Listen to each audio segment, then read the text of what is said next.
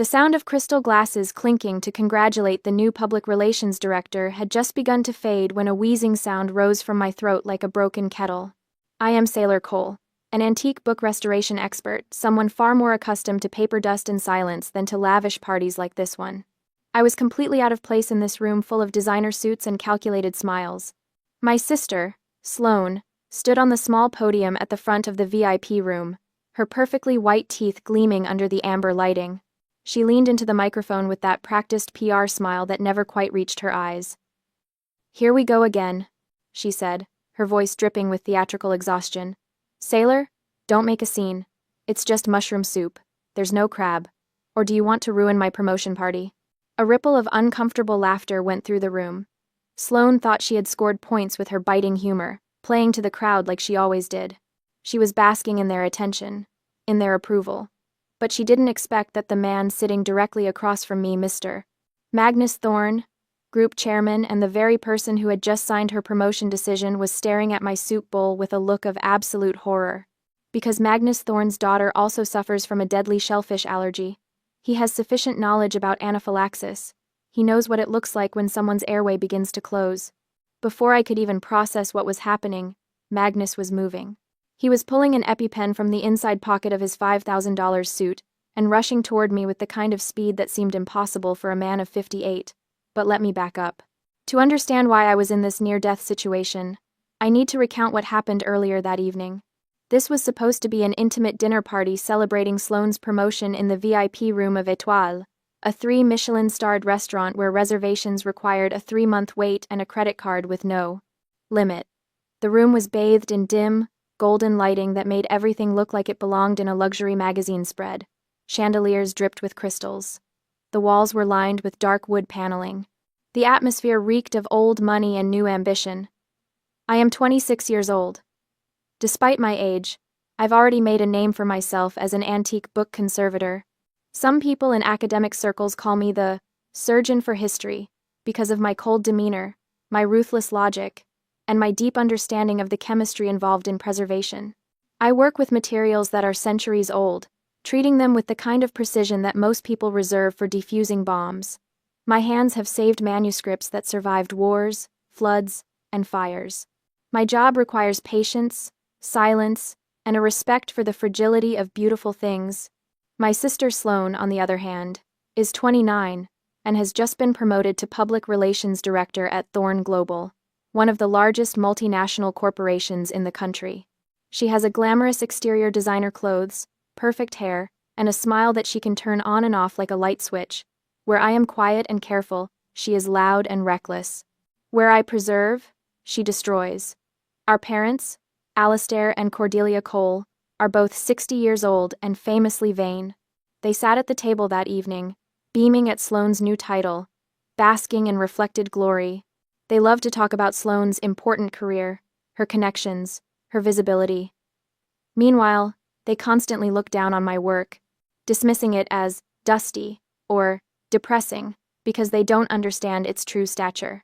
To them, I am the disappointing daughter who chose books over boardrooms. The tension that led to my poisoning, yes, poisoning, let's call it what it was, began before the party even started. Sloane had been in the restaurant's lobby earlier that evening when Magnus Thorne arrived. She had tried to intercept him, to pull him aside and show him a media report she had prepared about Thorne Global's latest acquisition. She wanted his attention. She wanted his praise.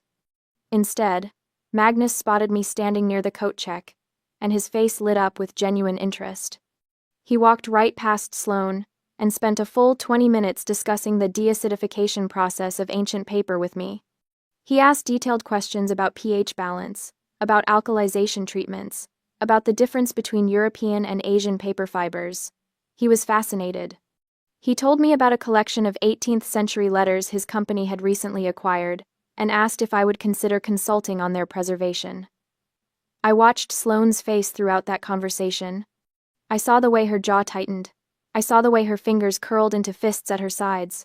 I saw the rage building behind her eyes. This was supposed to be her night, her moment.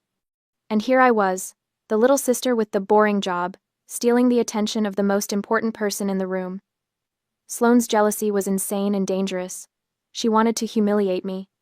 She wanted to prove to everyone that I was weak, or worse, that I was faking my allergy to manipulate others, to get attention, to make everything about me.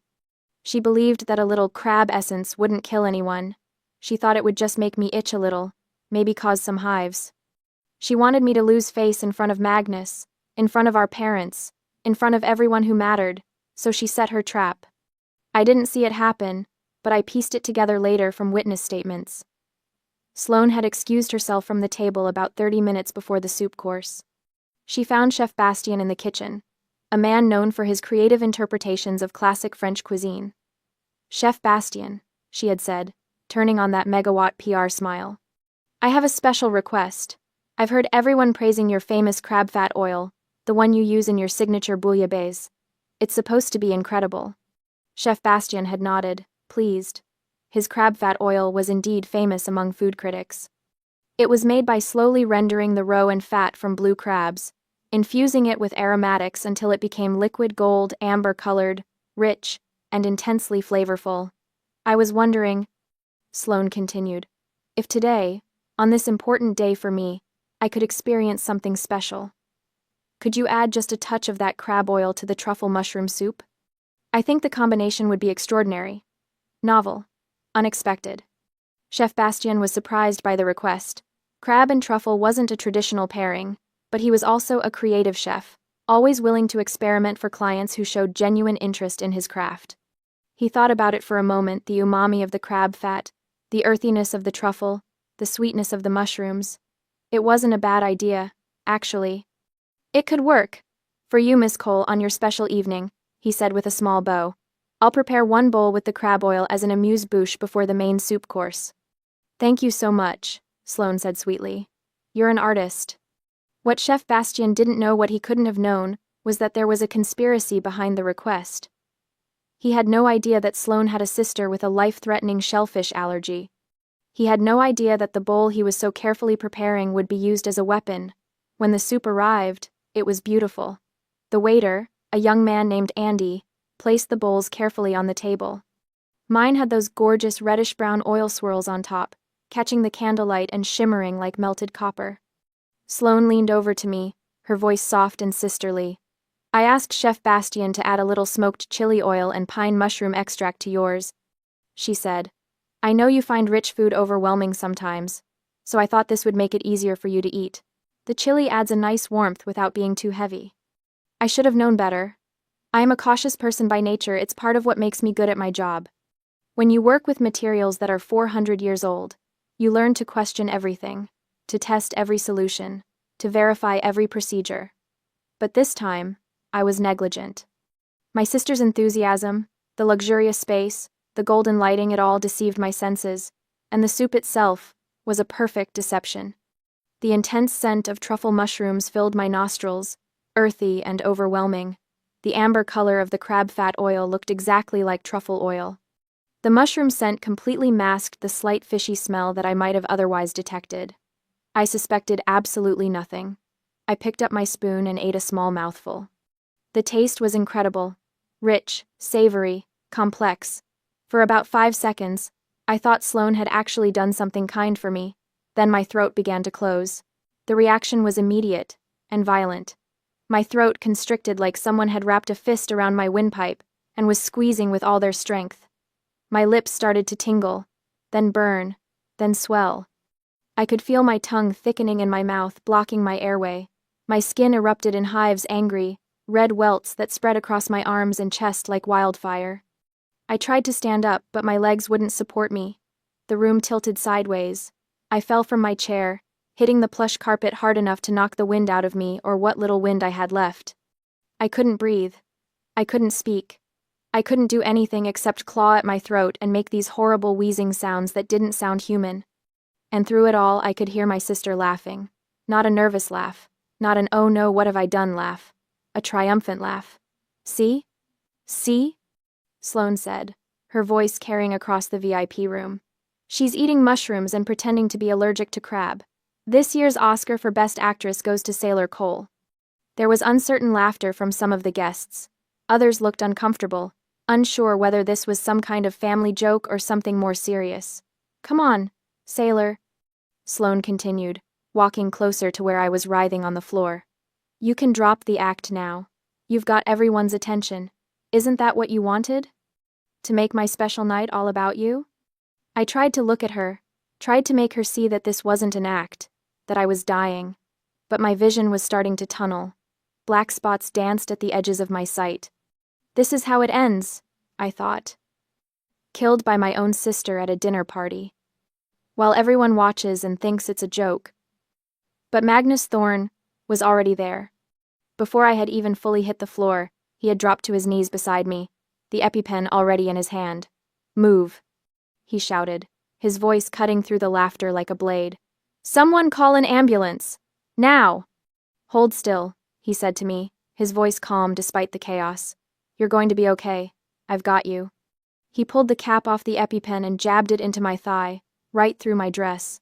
The needle punched through fabric and skin, and I felt the rush of epinephrine flooding my system like ice water in my veins. The effect wasn't immediate, but it was noticeable. The crushing pressure on my throat eased just slightly. Just enough for me to drag in a thin, whistling breath. Ambulance! Ambulance! Magnus shouted again, looking around at the stunned staff. Call emergency services right now, and someone get me oxygen if you have it. The restaurant manager was already on his phone, stammering out the address to the emergency dispatcher. A waiter ran to get the first aid kit from behind the bar. Magnus looked down at me, his face grim. Stay with me, he said. The ambulance is coming. You're going to make it. While everyone was panicking, while the room erupted into controlled chaos, I saw Sloane's face change. The smug satisfaction drained away. Her smile faltered. She looked at Magnus kneeling beside me, at the EpiPen in his hand, at the way my lips had swollen to twice their normal size. She was beginning to realize that her prank had gone much, much further than she intended. I didn't think, she stammered, backing up a step. My mother rushed over, her face pale. What happened? What's wrong with her? She's having anaphylactic shock. Magnus said sharply. Someone put shellfish in her food. This isn't a joke or an exaggeration. Without this epinephrine, she would be dead in minutes. My father looked at the soup bowl, then at Sloane. I saw the moment comprehension dawned on his face. Sloane, he said slowly. What did you do? Nothing, Sloane said quickly. I just asked for mushroom soup. There wasn't supposed to be any crab in it. But before she could continue her denial, Andy the waiter appeared at her elbow. Miss Sloane, he said hesitantly, do you want me to clear the table? You asked me to have everything ready to clean up after. Not now, Sloane snapped at him. That was when the adrenaline hit me properly. The epinephrine from the EpiPen was doing its job, forcing my heart to pump faster, opening my airways, giving me back a fraction of my strength, and with that strength came absolute clarity. I reached out and grabbed Magnus Thorne's wrist with surprising force, my fingers locked around his expensive watch like a vice. He looked down at me, startled. I couldn't speak yet, my throat was still too swollen, but I could communicate. I pointed at the soup bowl with my free hand. Then I made a fist and held it up, the universal sign for keep, or hold, or preserve. Magnus understood immediately. He might not have been a police officer or a lawyer, but he was a billionaire who had built an empire on his ability to read situations and act decisively. He knew exactly what I was telling him. No one touches that soup, he roared, his voice carrying the full weight of his authority. Security, seal this table. This is a crime scene. The restaurant security guards, who had been hovering uncertainly at the edges of the room, immediately sprang into action. They formed a barrier around the table, preventing anyone from approaching. Mr. Thorne, Sloane said, forcing a laugh. Isn't that a bit dramatic? It's just a misunderstanding. Nothing leaves this room. Magnus interrupted her, his voice cold as Arctic ice. Not the dishes, not the soup, not a single napkin. Everything stays exactly where it is until the authorities arrive. My mother grabbed Sloane's arm. Tell me you didn't do this on purpose, she whispered urgently. Tell me this was an accident. Sloane opened her mouth to answer, but no sound came out. Her face had gone sheet white. I lay on the floor, still holding Magnus's wrist, and felt a grim satisfaction spread through me despite the pain, despite the fear, despite the fact that I could barely breathe. I had used my last bit of strength to preserve the most important evidence, the soup, That nearly killed me. The proof of what my sister had done. That was my first small victory before the darkness started to creep in at the edges of my vision again. The last thing I remember before the paramedics arrived was Magnus leaning over me, his hand steady on my shoulder, and saying, "You're a fighter. Good. You're going to need that." The paramedics worked on me right there in the VIP room, while Magnus gave orders like a general commanding troops. They gave me another dose of epinephrine, hooked me up to oxygen, checked my vital signs. My blood pressure was dangerously low. My oxygen saturation was in the 70s, it should have been in the 90s. "We need to transport immediately," one of the paramedics said. "She needs to be in the ER under observation. Anaphylaxis can have a biphasic reaction, she could crash again in a few hours." But before they could wheel me out on the stretcher, Magnus turned to face Sloane.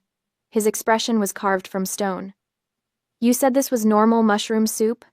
he asked her, his voice deadly quiet. Sloane's hands were shaking. She clasped them together to hide it. "Yes," she said, but her voice cracked on the word. Of course it was normal mushrooms. The girl always overreacts to everything. She's probably just having a panic attack. "A panic attack doesn't cause your airway to close," Magnus said flatly. "A panic attack doesn't require an EpiPen. Stop lying." That was when Chef Bastien burst into the VIP room. He had been in the kitchen when Andy informed him that there had been a medical emergency involving the soup. He had been told that a guest was allergic to shellfish. The words had hit him like a physical blow. "Miss Sloane," he said, his face flushed with distress and confusion. "The waiter just told me what happened. But I don't understand, you requested the crab fat oil yourself. You asked me to add it to the truffle soup. You said it was your special request." A tense hush cut through the chaos of the banquet room. Every eye turned to Sloane. "You said you liked it," Chef Bastien continued, not realizing he was signing her death warrant with every word. "You said it would be novel and unexpected. I thought you wanted to try it." Andy stepped forward then, the young waiter who had been serving our table all evening, and Miss Sloane signaled for me to place that specific bowl in front of Miss Saylor. He added quietly, "I remember because you made very clear eye contact with me and pointed to her seat." Silence. Complete, suffocating silence. I lay on the stretcher, the oxygen mask covering half my face, and I watched my family's illusions collapse in real time. My father's face had gone gray. My mother's hand flew to her mouth. They were staring at Sloane like they had never seen her before. Because this wasn't an accident. This wasn't a misunderstanding. This wasn't even negligence. This was a deliberate trap, carefully planned and coldly executed. "Sloane," my father said, his voice hollow, "tell me they're wrong. Tell me you didn't do this on purpose." Sloane looked around the room wildly, like a cornered animal searching for an escape route. "I just thought, she always makes such a big deal about her allergy. I thought if she just had a tiny bit, she'd realize she's been exaggerating all these years. I thought it would just make her a little uncomfortable, maybe get some hives. I never meant for it to be this serious." "You never meant to almost kill your sister?" Magnus said, his voice sharp enough to cut glass. "Is that your defense?" "It was supposed to be harmless." Sloane's voice was rising now, becoming shrill. "She's always been so dramatic about everything. I just wanted her to stop being the center of attention for once. This is my night, my promotion, and she has to make it all about her and her stupid allergy." "Shut up," my father said. I had never heard him speak to Sloane that way before. In our family, Sloane was the golden child, the one who could do no wrong. My father's harsh tone shocked everyone into silence. "We need to leave," one of the paramedics said urgently. "Her condition could deteriorate. She needs to be in a hospital." They started wheeling me toward the door. As I passed my family, I looked each of them in the eye. My mother was crying, her perfect makeup running down her cheeks. My father looked like he had aged 10 years in the last 10 minutes, and Sloane looked terrified. Good, I thought, be terrified. The most sophisticated toxicity doesn't come from slaps or obvious violence. It comes from actions that are sugar-coated in the name of care. When someone deliberately tests your safety boundaries, when they play with your life and call it a joke, they aren't joking. They're showing you exactly who they are. I had spent 26 years being the understanding younger sister, the quiet one, the one who didn't make waves or cause scenes. The one who accepted being overlooked, underestimated, and dismissed because keeping the peace was easier than fighting back. But as those ambulance doors closed and the siren started wailing, something fundamental shifted inside me. Sloane wasn't just jealous. She was willing to risk my life, genuinely risk ending it just to satisfy her ego, just to punish me for daring to be good at something, for daring to be interesting to someone who mattered. And my parents, who had always defended Sloane, who had always made excuses for her cruelty and dismissed my hurt feelings as oversensitivity, they could no longer deny the naked truth that had just been laid bare before their eyes. I felt a coldness spread through me, and it had nothing to do with the anaphylaxis. It was the cold that comes when emotional bonds snap like overstretched rubber bands. It was the ice that forms when you finally, stop lying to yourself about people you love. The paramedic adjusted my oxygen mask. "How are you feeling?" she asked gently. I couldn't speak yet, my throat was still too swollen, and the damage to my vocal cords would take weeks to heal, but I raised my hand and made a gesture that she interpreted as, okay. I wasn't okay though. Not physically, and certainly not emotionally, but I was clear-eyed. I was done being the submissive younger sister who accepted crumbs of affection and swallowed injuries in silence. I would handle this the way I handle a book that's been eaten by mold, with ruthless precision, removing every trace of the harmful agent until nothing remained but clean paper. Sloane had tried to destroy me. Instead, she had freed me. Now I would show her what happens when you push someone who has spent their whole life being careful, being controlled, being quiet. You don't get an explosion. You get something far worse. You get precision. The chaos spilled out from the restaurant lobby onto the sidewalk just as the ambulance doors were being prepped to receive me. Magnus Thorne stood near the rear of the vehicle, his phone already in his hand, his finger hovering over the number for his personal attorney, who also had direct connections to the district attorney's office. "I'm calling the police," he announced. Sloane had followed us out, pushing past the security team, desperate to control the narrative. Her heels clicked frantically on the pavement. "This is attempted murder, or at the very least, aggravated assault. Miss Cole will be arrested tonight." Sloane went white as paper. The last traces of color in her cheeks drained away completely. "No," she whispered. "No, please, Mr. Thorne. It was a mistake. I didn't mean—" "You admitted to deliberately contaminating your sister's food with a substance you knew she was deathly allergic to," Magnus said coldly. "You did this at a company event, using company resources, while representing Thorne Global as our new PR director. If I call the police right now, you'll be in handcuffs before midnight. Your career will be over before it begins. And given the premeditated nature of this attack, you're looking at serious prison time." My mother grabbed Sloane's arm, her face crumpling.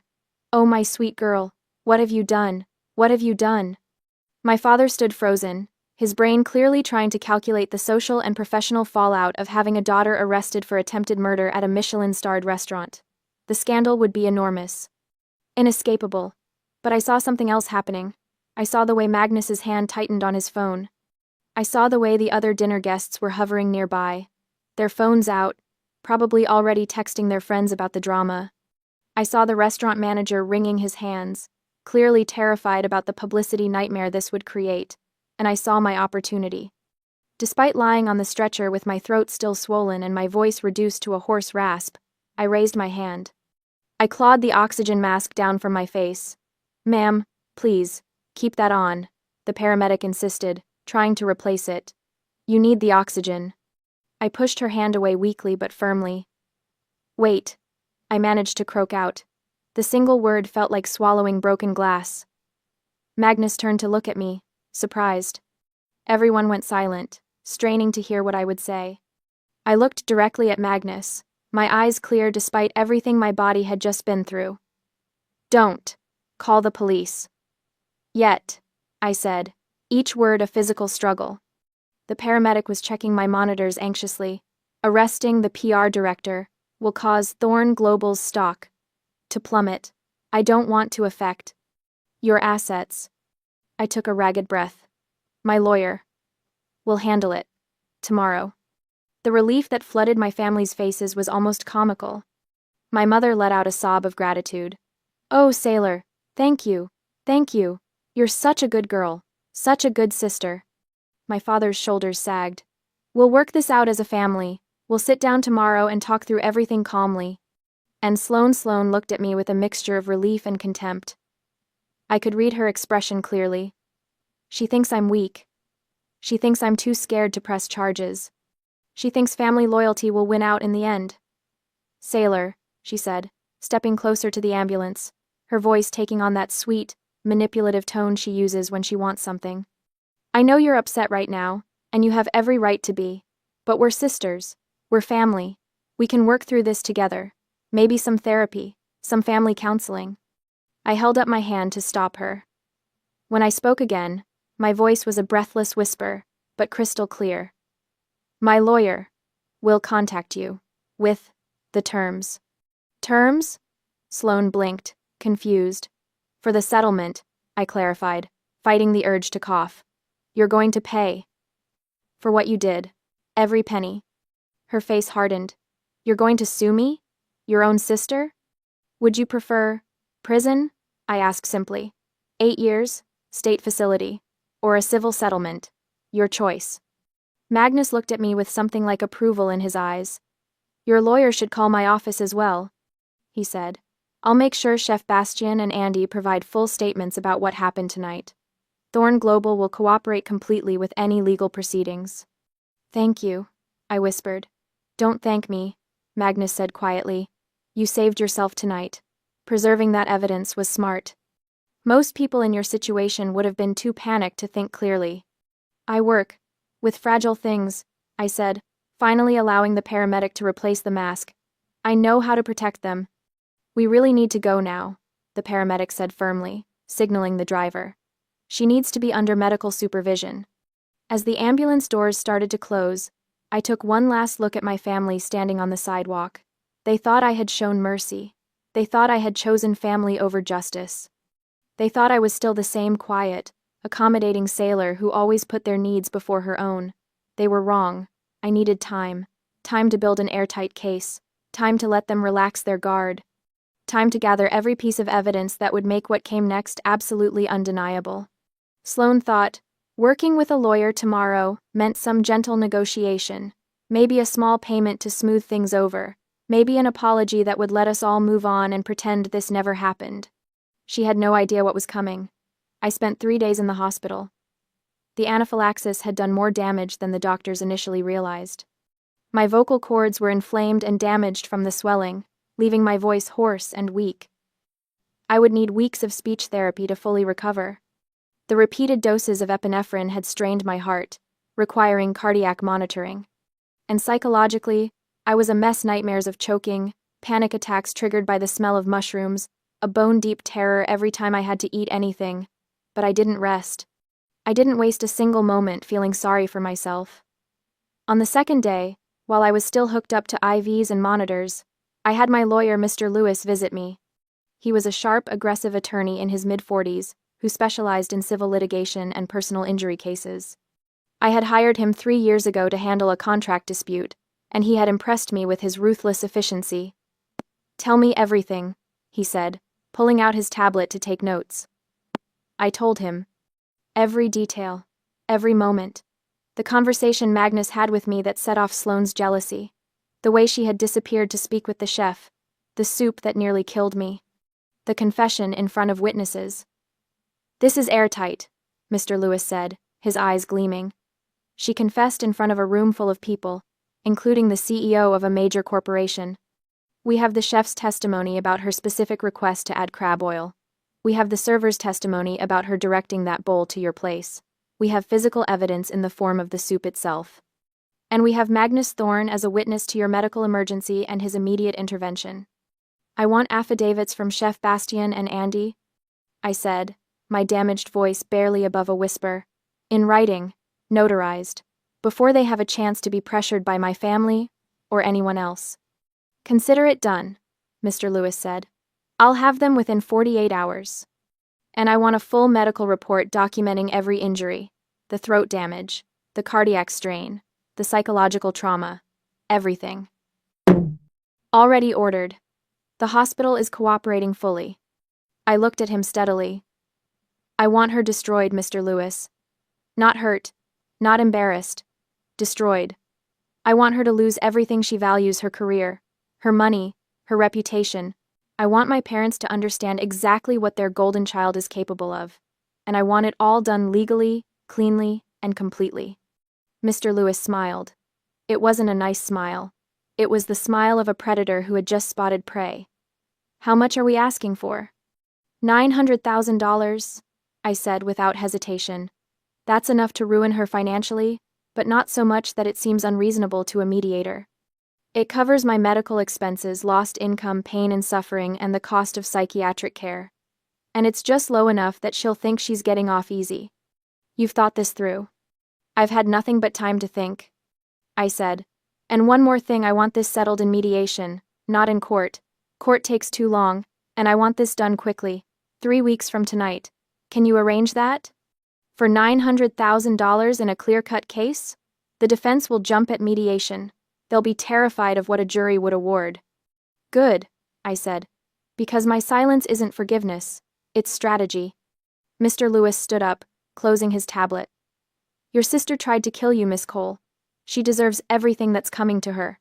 She tried to diminish me, I corrected quietly. She tried to make me small, to make me weak, to prove I was nothing. That's even worse than trying to kill me. Because she wanted me to survive it, she wanted me to live with the humiliation. I leaned back against the hospital pillows, suddenly exhausted. Instead, I continued, she's going to learn what happens when you underestimate someone who spends their life working with things that are fragile but precious. You learn how to protect them. You learn how to repair them. And you learn how to remove anything that threatens them completely, permanently, and without mercy. My lawyer left with his marching orders. Over the next 2 weeks, while I recovered at home, he worked like a man possessed. He obtained sworn affidavits from Chef Bastien and Andy. He collected medical records and expert opinions. He compiled a case file that was absolutely damning. And my family? They thought I was healing. They thought I was processing the trauma. They thought I was deciding whether to forgive and forget. My mother sent flowers, expensive arrangements that I immediately donated to the hospital. My father called twice, leaving rambling voicemails about not letting this tear the family apart. And Sloan sent a text message. Can we talk? I think there's been a misunderstanding. I didn't respond to any of them. My silence wasn't forgiveness. It was the quiet before the storm. It was the moment when you hold your breath and aim carefully, because you only get one shot. And when Mr. Lewis called on day 19 to tell me the mediation was scheduled for day 21, exactly 3 weeks after the incident, I smiled for the first time since the poisoning. Perfect. I whispered into the phone, my voice still hoarse but getting stronger every day. Let's end this. It took 3 weeks for the swelling to subside enough that I could speak without pain, and for my body to stabilize enough that I could sit upright for more than an hour without my heart racing like a trapped bird. That's how long it took for Mr. Lewis to compile every scrap of evidence into a legal file, so airtight that even the most expensive defense attorney in the state would advise their client to settle. That's how long my family waited before they tried to sweep attempted murder under the rug like it was a wine stain on expensive carpet. The mediation room smelled like lemon furniture, polish, and desperation. It was one of those corporate spaces designed to look neutral. Beige walls, a long oak table, leather chairs that squeaked when you shifted your weight. The kind of room where million-dollar deals died quietly, where careers ended with a signature instead of a scene. I arrived early with Mr. Lewis, my hands still trembling slightly from the medication I'd be on for the next 6 months. The doctors said the tremors would fade. I wasn't sure I wanted them to. They were a reminder of what had almost been taken from me. Sloan walked in 12 minutes late, because of course she did. Even now, she couldn't resist the power play of making everyone wait. She wore a dove-gray dress that probably cost more than my monthly rent, her hair pulled back in a soft chignon that screamed, "Innocent victim."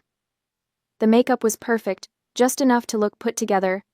Not so much that she seemed callous, but it was her expression that made my stomach turn. That carefully practiced look of remorse, eyes just slightly wider than usual, lips pressed together in what was supposed to be anguished restraint. I'd seen that face 1,000 times growing up. It was the face she made when she wanted something, when she needed someone to believe her, when she was about to lie so smoothly that even she might believe it. Mom and Dad flanked her like bodyguards. Dad's jaw was set in that stubborn way that meant he'd already decided how this was going to go. Mom kept glancing at me with eyes that held something I'd never seen before, fear, maybe, mixed with a desperate kind of pleading. They looked at me the way people look at bomb timers counting down.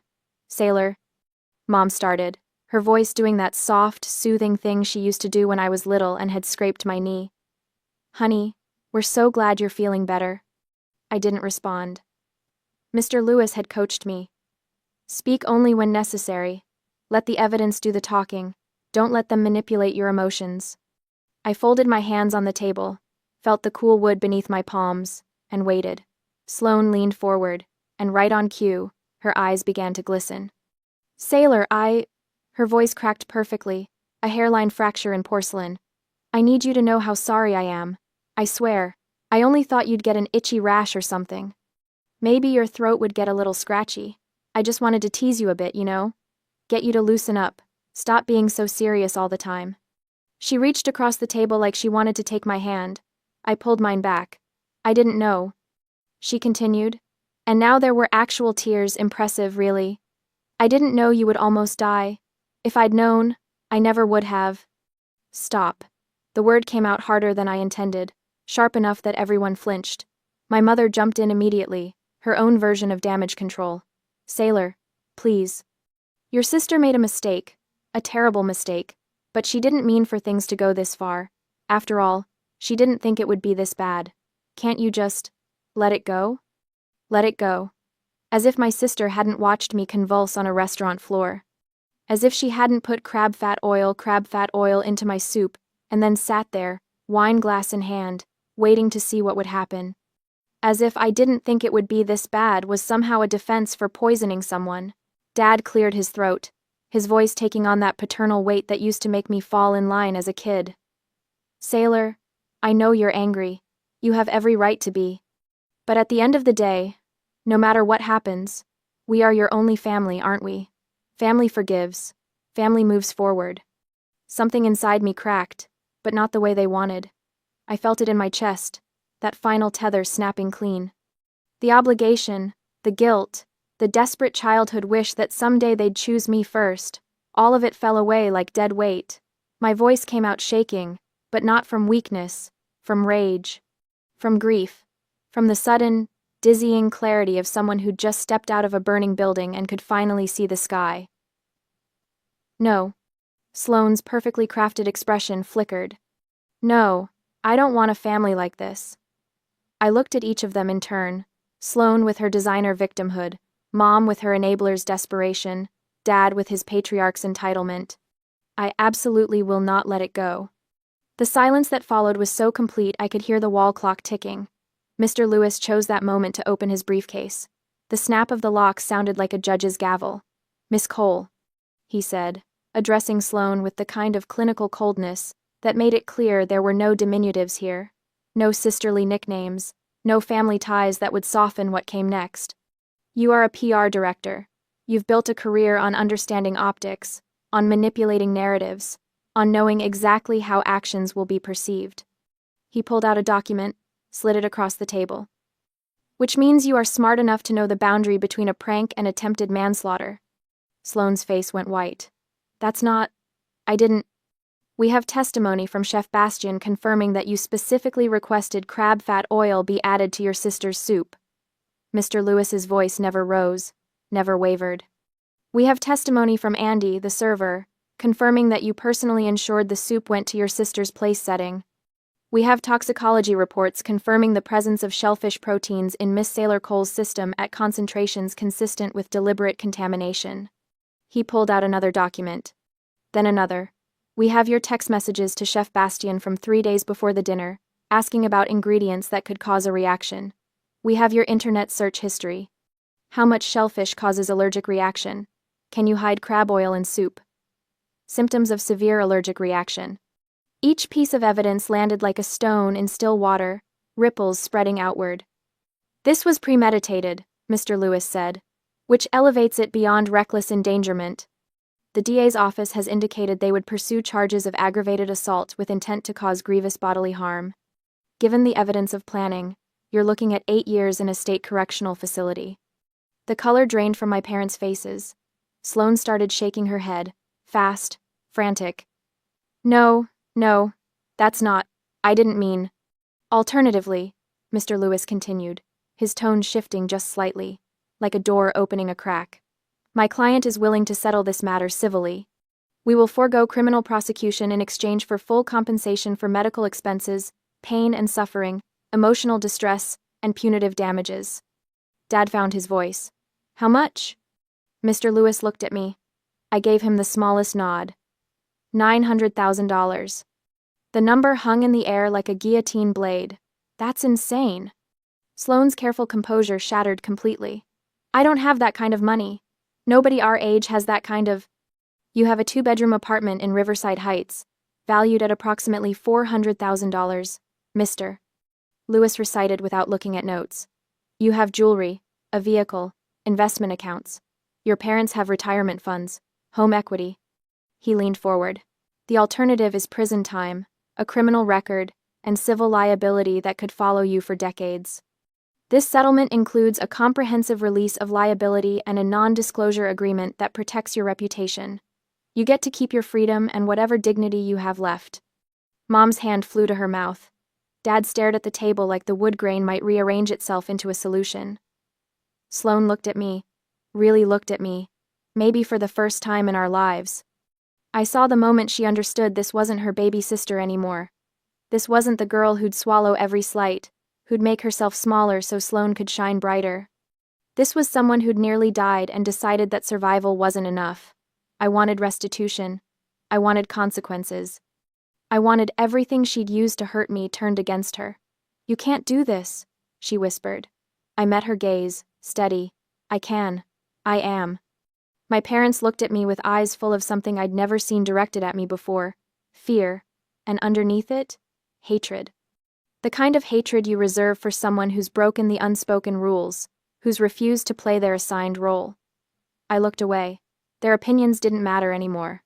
It took 45 minutes of negotiation, of my father trying to argue the amount down, of my mother crying, of Sloane alternating between rage and desperation.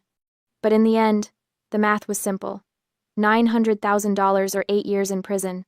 They signed. I watched Sloane's hand shake as she put pen to paper, watched the careful signature that had probably graced 1,000 PR documents now binding her to financial ruin. Watched my parents sign as co-guarantors, their retirement security traded for their golden child's freedom.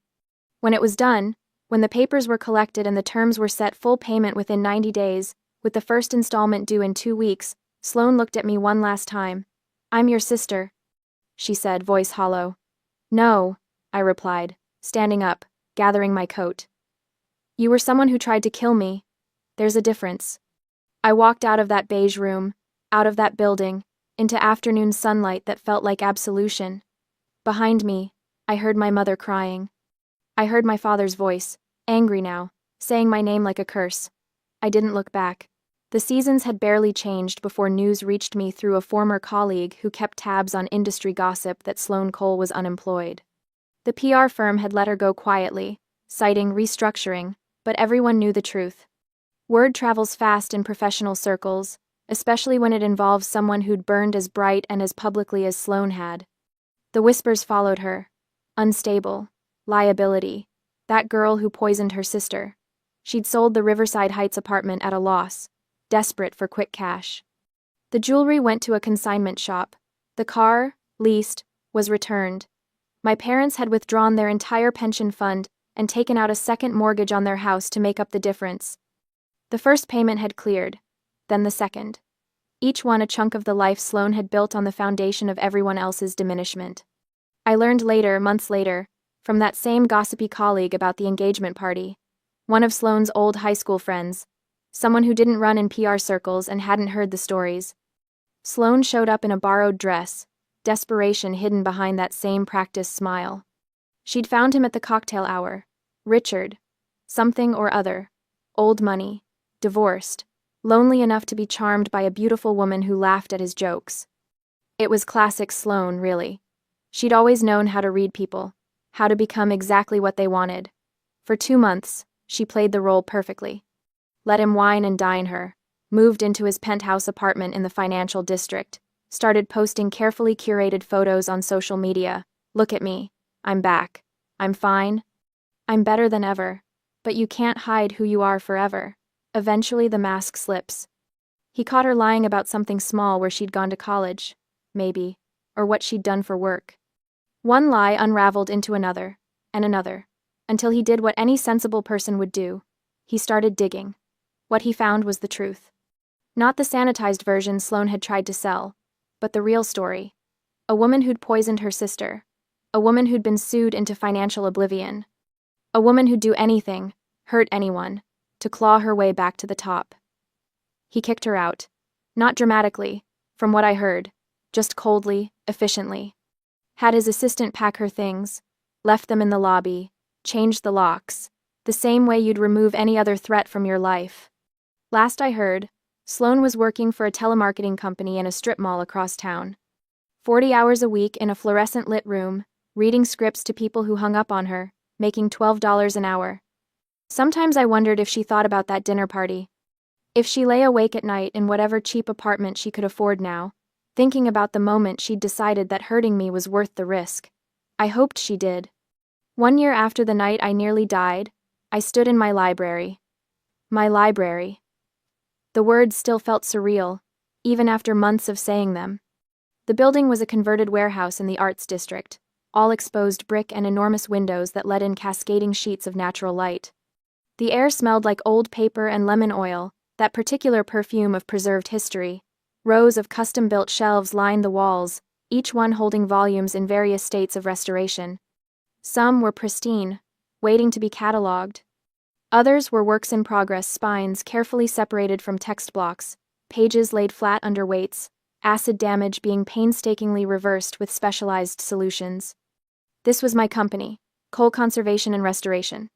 I'd almost used a different last name, wanted to shed that final connection to my family, but Mr. Lewis had advised against it. Own it, he'd said. You're not the one who should be ashamed. The settlement money had been the seed. $900,000. Minus legal fees, minus medical expenses, minus the cost of therapy I'd needed to process what my own sister had done to me. What remained was enough to lease this space, buy equipment, hire 2 junior conservators, and establish a reputation. Turned out, nearly dying had made me something of a legend in certain circles. The book conservator who'd almost been murdered, who'd survived and built an empire. It was morbid, maybe, but I didn't mind. People remembered me. People hired me. And Magnus Thorne had opened doors I'd never imagined walking through. He'd visited a month after the mediation, showed up at my tiny studio apartment with a contract already drawn up. My entire heritage library. He'd said, simply, 400 years of Thorne family documents, first editions, personal correspondence. I want you to preserve them. I'd asked why. Why trust me with something so valuable? His answer had been characteristically direct. Because you understand that some things are worth saving, and some things need to be cut out like cancer. You know the difference. That contract alone was worth $200,000 a year for the next 5 years.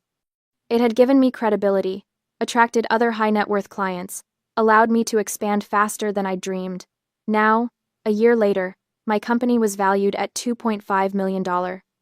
I walked through the library, trailing my fingers along spines, feeling the texture of leather and cloth and vellum. Each book was a small universe, a preserved fragment of someone's thoughts, someone's world.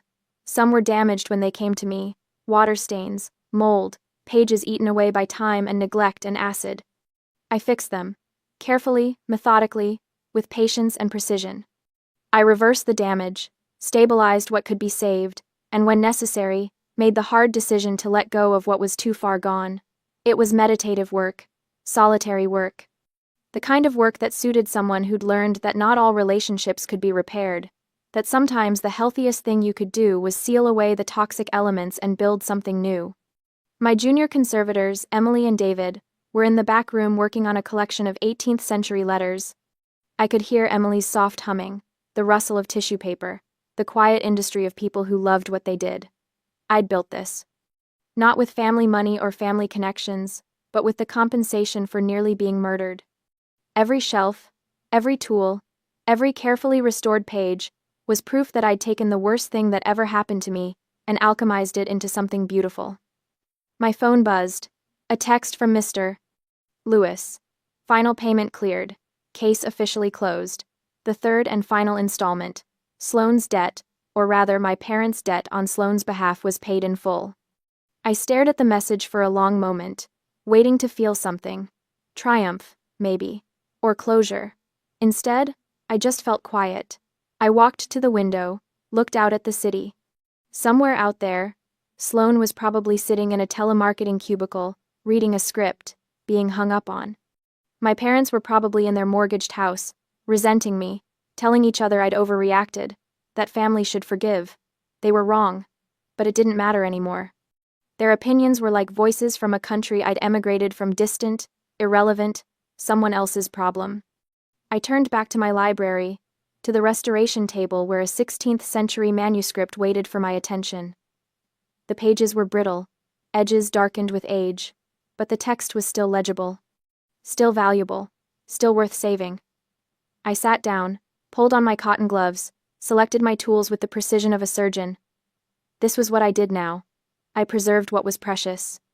I eliminated harmful agents, whether they were acid on paper or toxicity in blood relations. I carefully opened the manuscript, began assessing the damage, planning the restoration. Outside, the afternoon sun slanted through the windows, illuminating dust motes that danced like golden snow. My life was whole now. Brilliant. Built on the ashes of the career of the sister who'd tried to kill me, and for the first time in 26 years, I was exactly where I needed to be.